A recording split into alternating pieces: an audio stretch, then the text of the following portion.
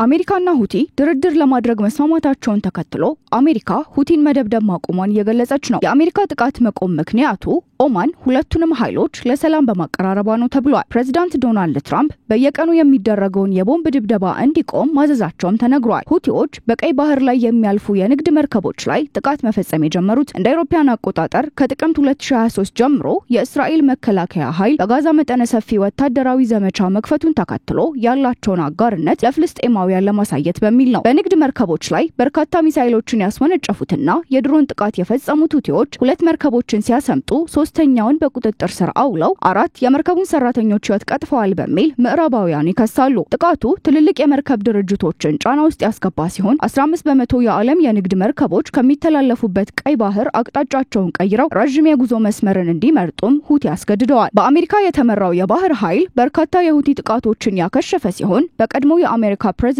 የተጀመረው የአየር ጥቃት በዶናልድ ትራምፕ ተጠናክሮ ቀጥሏል። አሁን ላይ ግን ጥቃቱ ጋብ እንዳለ የተነገረ ነው። በቅርቡ ሁቲዎች አሜሪካ በሰሜን ምዕራብ የመን በሚገኝ የስደተኞች ማቆያ ላይ በፈጸመችው የአየር ጥቃት 68 አፍሪካዊ ስደተኞች ህይወት መቅጠፏም የሚዘነጋ አይደለም። ሁቲዎች ወደ እስራኤል ሚሳኤል ማስወንጨፋቸውን የቀጠሉም ሲሆን እሁድ ዕለት የእስራኤል ዋና አውሮፕላን ማረፊያ ተርሚናልን መምታታቸው ውጥረቱን ያሳያል። ይህን ተከትሎም ማክሰኞ ዕለት እስራኤል ለጥቃቱ በሰንዓ የሚገኘውን የየመንን ዋና አውሮፕላን ማረፊያን በማጥቃት ምላሽ ሰጥታለች። በ24 ሰዓት ውስጥ ሁለት ጥቃቶችን መፈጸሟም ይህንኑ ይጠቁማል። አጃንስ ፍራንስ ፕሬስ ባለስልጣናትን ጠቅሶ አውሮፕላን ማረፊያው በጥቃቱ ሙሉ በሙሉ መውደሙን ዘግቧል። በሌላ የእስራኤል ጥቃት የኤሌክትሪክ ኃይል ማከፋፈያና የሲሚንቶ ፋብሪካ ወድመዋል። በዚህ ሰዓት ነው ሁቲና አሜሪካ በጎ ግንኙነት ሊጀምሩ ነው እየተባለ የሚገኘው። ሰኞ ዕለት እስራኤል በየመን ሁዳያዳ የሚገኝ የወደብ ተቋምና ሌላ በከተማው የሚገኝ የሲሚንቶ ፋብሪካን ደብድባለች የሚለው ዜና ውጥረትን ፈጥሮ ቆይቷል። ሁቲ በመካከለኛው ምስራቅ የፈጠረውን ውጥረት ለማርገብ ኦማን አሜሪካና ሁቲን የማግባባት ስራ እየሰራች ነው። የቀይ ባህር የንግድ መስመርን ሁቲ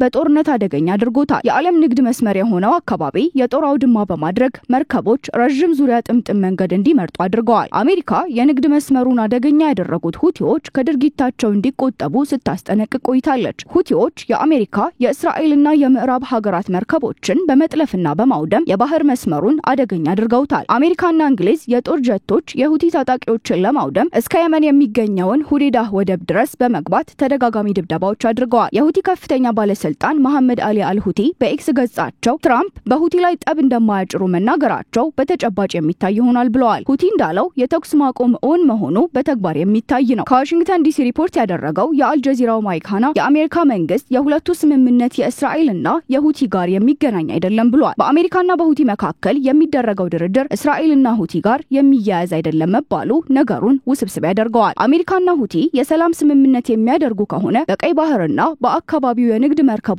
በሰላም መጓጓዝ እንደሚችሉ ይጠበቃል። ኦማን የአሜሪካና የሁቲ ድርድር የተሳካ እንዲሆን እየሰራች መሆኗን ጠቅሳ በአካባቢው ሰላም እንዲወርድ የቻለችው እንደምታደርግም ይፋ አድርጋለች።